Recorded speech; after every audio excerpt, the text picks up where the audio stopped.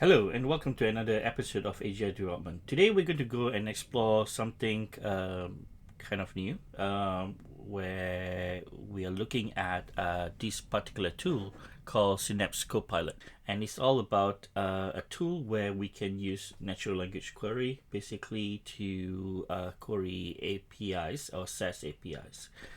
So the reason why this tutorial is being done is so that I can kind of like go through in my thoughts really to figure out how things work, and hopefully it will benefit some of the other people who are also kind of trying to understand how the tool actually work. Let's get going.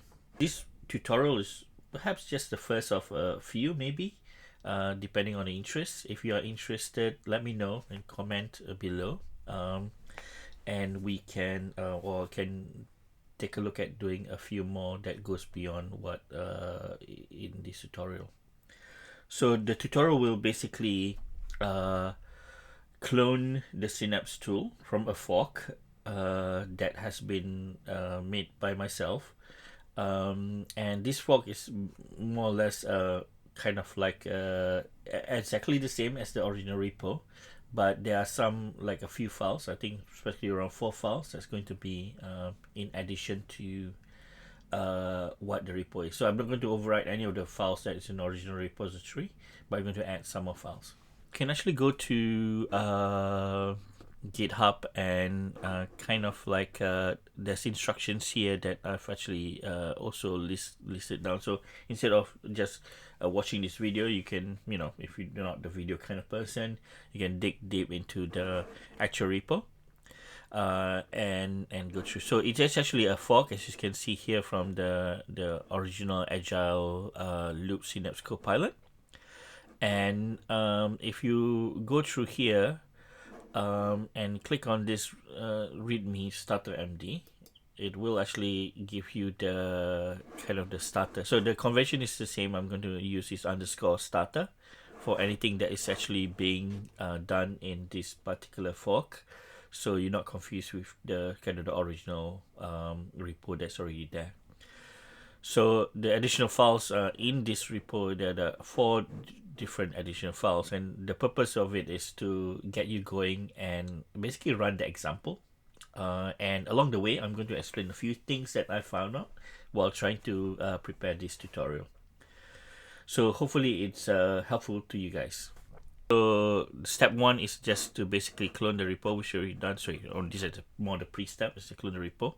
Then what you need to do is go grab your OpenAI keys. If you actually go to your Open AI software platform, API platform, you can try to get your API keys. Now copy your secret key. Inside here, right, there is also this thing called config starter.yaml. So in config starter.yaml, I put here. So again, this is a starter version of the original config YAML that actually comes with the original repo. So what I did was I just clean up everything that's not necessary, so to prevent confusion and stuff. Just to kind of recap, what we're trying to do here is trying to use to demonstrate how to actually run an example, and the example is to do with Trello. I mean, at the end of this, we should be able to say something like create a board in Trello that is a certain name. So that's what we're trying to achieve just by using natural language to actually create a new board in Trello. So again, if you don't have, just go and I think there's a free account. I'm pretty sure I haven't been paying for my Trello anyway. So get the free Trello account, create a workspace, and if you go into your Trello account, like here, so you should create a workspace. Down here you can just click here and then just add a workspace. So as you can see here, I already created one called AGI, right? So once you have the AGI workspace, you can try to then go into power ups. So power ups are basically just plugins, I think.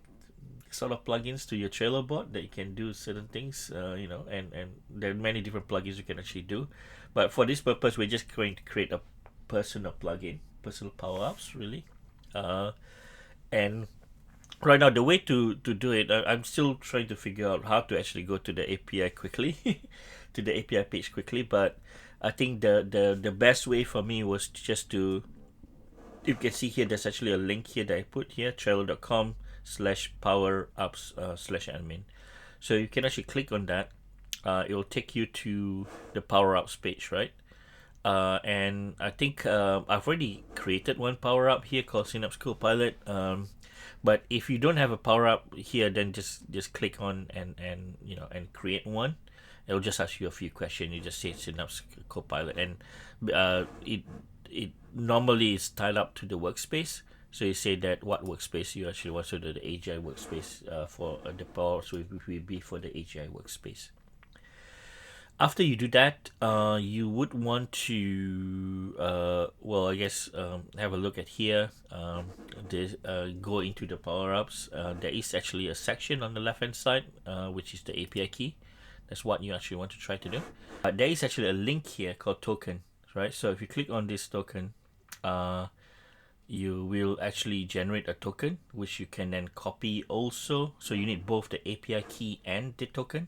And then if you go back, so let me just pause the video and I'll fill this up, and so you guys not be able to see this, and I'll carry on from there. So okay, I've already completed filling up those API keys in the config_starter YAML, and let's go through again. After that, what you will have to do is just basically just run the script. So let's take a look here. So this is a script that we're going to run. Let's run it first, and then I'll sort of go through and walk through with you what the script actually does. So you go into here and just type Python not trail starter, but run.starter, run_starter.py. Okay, so when you click enter, you can actually ignore all this warning by line chain. I think hopefully Agile Loop will kind of fix. I think it's possibly caused by the deprecation of a lot of things that are there. I think some of these codes needs a bit of upgrading or updating. So I wouldn't change that. So I mean, because I don't want to touch the core base of it, so I haven't been modifying the actual the source repository. So you can see here it asks you for the scenario. So scenarios are basically a way in which basically a lot of things are all grouped up. I mean, so if you take a look at from Synapse perspective, scenarios are kind of like I don't know, a group of use case, I think.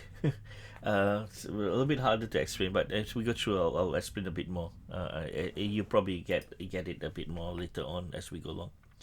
So right now there's two scenarios that's already in this starter kit. So one is called Trello and TMDB, but we're not going to do TMDB. I put that just for my experimentation before, but I'm still not happy with how it is going. So before I'll have to refine it a bit further, the TMDB scenarios. But right now the one that's prepared for you guys to play along or to execute is the Trello one. So you type Trello and you press enter, and okay, so when you actually do this, right, what it actually does is it will take a look, and it will do a few things. So there are three modifications that actually do, which is one is to do the specs file, which is actually inside here. So you can see Trello OAS has been modified. After I click that, this one has been modified, and the API selector Trello.text is also been modified, and the planner, which is this one Trello.text, is also been modified. So So again, those are the things that kind of automatically done by the application, by the tool itself, right? Basically, it takes a look at all the tokens and the stuff that we keyed in just now earlier, and then it just do a substitute onto the files as there. So here it asks you, okay, so example instruction. So it will give you an example there that you can just press enter and just execute it. So the example is to create a new bot with the name ABC bot. So what we're going to just press enter. You don't need to change anything.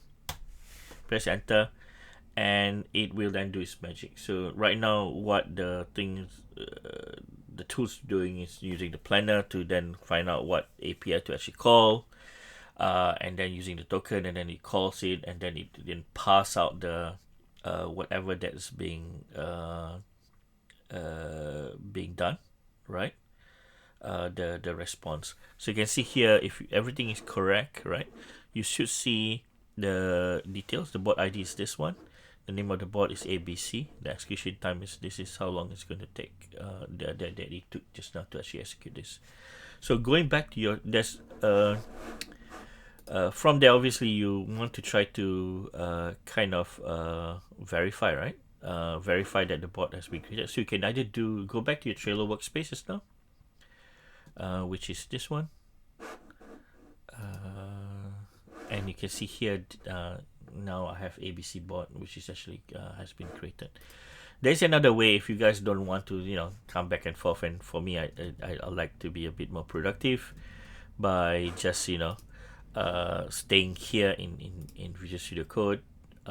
You can actually, I have a convenient utility helper script that you can actually run called Trello Starter.py. So what this does is just basically it calls the API directly, and then using your tokens that are in your config starter, it will then query and search for this particular bot, ABC bot, and then it will then verify that whether it's actually there or not. So you can just run Python and Trello starter, and then press enter.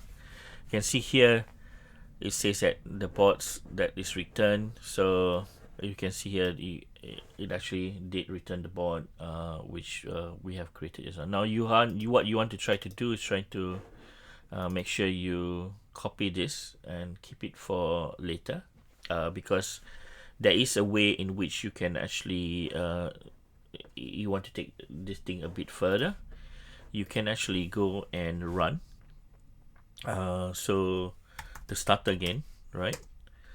So to kind of like maybe we take a step back. If you want to actually run something or take a look at what you can actually run, you can go into the examples, ICL examples, right? So the scenarios basically will group. So for planner and API selector. So I would think scenario is like the top level, and then underneath scenario there's API selector and planner, right? So the planner is more kind of like a wider perspective of things that could happen. I would say planner probably can be called use cases.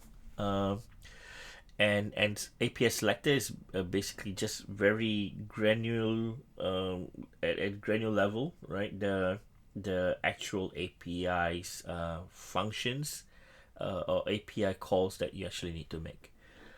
So let's take a look at the planner part. So if you take a look here, there's actually two things here called Trello base and Trello.text, right? So the difference between the two is that what you do is when you're actually creating new scenarios later on, or if you want to modify this one, look at Trello base, right? So if you go to Trello base, you see here example 1, okay? So this is kind of like the planner. So in the planner, so the user want to create a new bot called AI Hub. Okay, this is what we actually did just now, right? When we actually created the ABC board. So you actually kind of tell or kind of hint. This is more like prompt engineering for you to say, okay, so the plan step one is to create a bot. So there you can do up to multiple steps on this, as you can see. So for now, the Trello is actually just one step. So the API that you call, right, and then with the parameters, whatever. So you kind of like give it. I'll call this fine tuning, but maybe to kind of hint to the LLM so it doesn't kind of hallucinate. That's what it does. I mean, I've done quite a fair bit of this way of like calling APIs and work with big queries calls and multiple complex API calls with LLM before, and it is very, very tough sometimes to get the right API to call one thing, and the right, sometimes you will select and call APIs that's not actually there, and sometimes when you actually call the API that's there, then it doesn't pass in the data that's actually needed, right? So it might, for instance, a float might be a string that's being passed, and that kind of stuff. Like sometimes it's weird, right? So they have kind of a mind of its own, so it's kind of touch and go sometimes.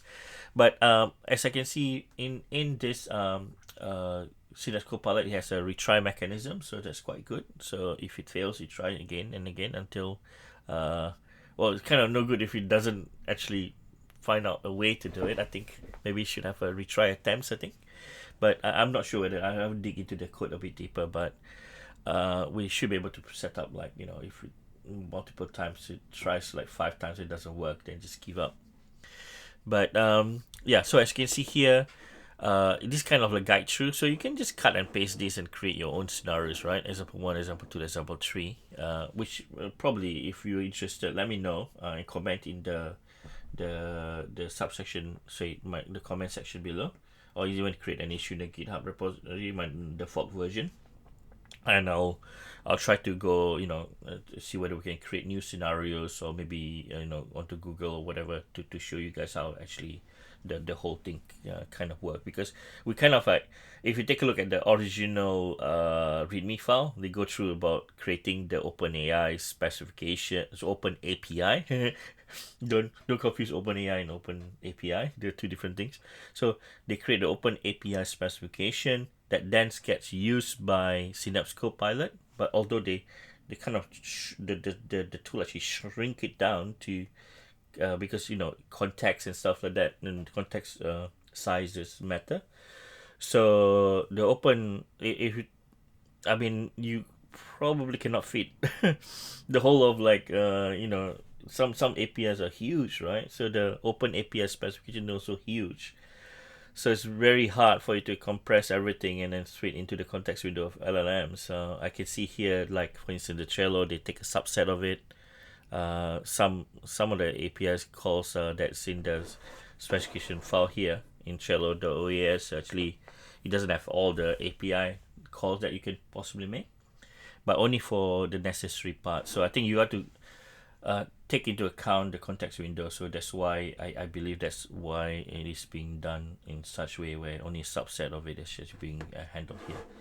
So the base actually have this kind of placeholders here. As you can see, key and token, and this key and token actually is the key and token that we actually put inside just now in the config starter YAML file, right?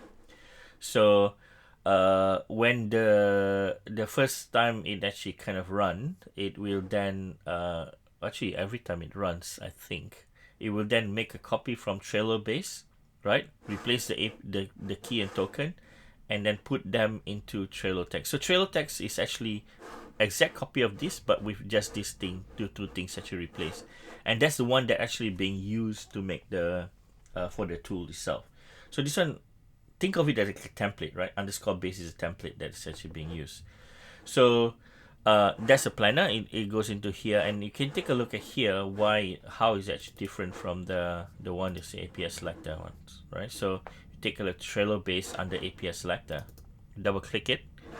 So here you take a look, it's more specific to that particular call, right?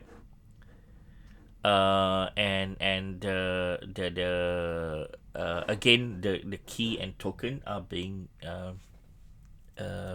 used here as kind of a template.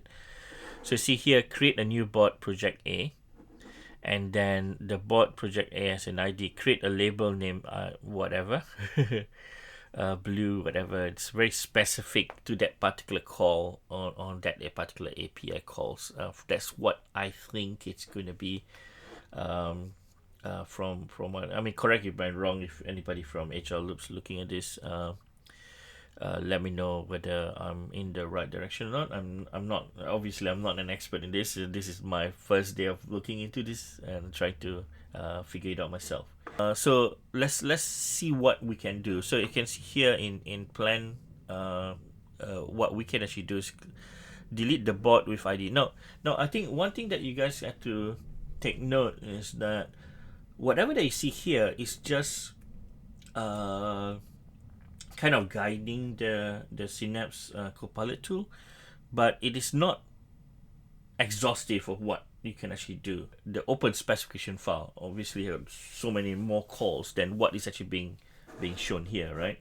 So you can get like 20 calls inside there, but the only inside here you're only referring to what's this one: creating the board, changing the board labels, and deleting the board. So just calling 3 of those kind of like big item that is there. So so whatever that's here does not necessarily means that that's the only thing that you can actually do. You can actually do a lot more than this. You can try to do whatever you want. They'll try to figure it out itself. The AI will try to do that. I mean, there's the beauty of it, right? But along the way, when you're creating scenarios, you might see that some of the scenarios you have to explain a bit more. So when you run it, it's kind of like, it goes off tangent and start doing all sort of stuff, which is unpredictable because there's no guiding from the planner and from the API selected to guide it along the way. So that's why then you can kind of like go inside here, then you put that specific use case that you're trying to do. So the next time it goes through it. So as you go along, I think it's a lot of a fair bit of trial and error, but at the same time, as you go along, you kind of the idea is to create more and more robust way of handling, this particular use case or this particular scenario for Trello. So I can see, having a few other examples and, as you go along, that's where then you can have multiple scenarios, one for Trello, one for whatever. So then along the way, if a lot of people contribute to this, I think the open source thing, then it becomes a lot more robust in the future. So yeah, to sum it up, let's try to go and delete the board. So as you can see here, you delete the board with ID of that. So we can run the thing again. So Python run starter.py, right? So before we do that, let's copy the board ID, which is there. Then it goes scenario again, type Trello. Then we say delete the board with ID of that. And you don't have to put code, whatever, it doesn't really matter. Then press enter. And that should actually delete the board. So let's let it go through. It's interesting because sometimes it doesn't take the same path. I mean, for this case, for the Trello, it's very simple. But I've taken a look at how it handles the TMDB, for instance. It does sometimes do many other paths that's there. One thing that I don't understand here is it says invalid syntax for a few of these, and I'm not sure what this is, but it looks like it's trying to I mean, this is cool if you can actually do it. It seems like the tool actually tried to come out and write its own Python code to validate and try to extract data, because as you know, LLM is sometimes not good in parsing the data. So the data that are being passed out, sometimes it's better for you to actually write, just like ChatGPT. If you go to ChatGPT sometimes to analyze the data, right? So it's easier, it's better for you to actually come out with a program that actually does the extracting, and it's a lot more accurate that way sometimes. Well, depends on how it goes. So as you can see here, it did try to write some program, but it doesn't actually succeed. You can see here it's trying to see whether the board has been deleted or not, but there's an invalid syntax here. So I think there's some bug in the tool itself, but I'm not sure. But nevertheless, I think it still work. I don't know whether this is just coming out for information as a warning or something like that, because as you can see here, it does know that it actually has deleted because there's no error message returned when it actually calls out the bot deletion, the API.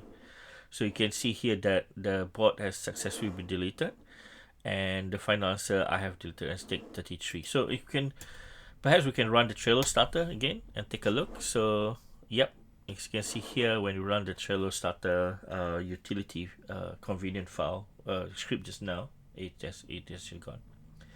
So yeah, that's basically it. I think I'm excited to see more about what we can actually do with this. I already have a little bit of ideas on the multiple scenarios that we can actually put in. Yeah, it's I think there's a lot more kind of exploring. Well, I guess it's not exploring, but more zooming into the use case on what we can actually put it up to, and also I think there needs to be kind of a rig on top of it, and I believe there's a lot of optimization that we can probably take a look at, intent-based classification to make it a bit more accurate. Now, most of the files that you can see here, if you want to kind of dig into the actual thing, is under the under this thing called the model. So here the LLM, the API selector, the caller, the parser, the planner, all the codes are actually inside here. We take a look here in the planner. It's it's all about the prompt engineering. This is how the planner actually works. Parser, and then the caller. Now I'm not sure whether this is something that we can modify, or is something that the agile loop going to kind of spearhead this and then try to improve this over time. But I'm keen to know. Let me know in the comments, and we'll have a look. So yeah, so again, if you guys like this, please don't forget to subscribe, and so you get notification when I create. Might want to take a look at my other channels or my Twitch stream. But yeah, if you want to see more of this, or you get stuck somewhere, I'm free in Discord. My name is Gozulu. You can come in, and I'll try to help you as much as I can. So see you later.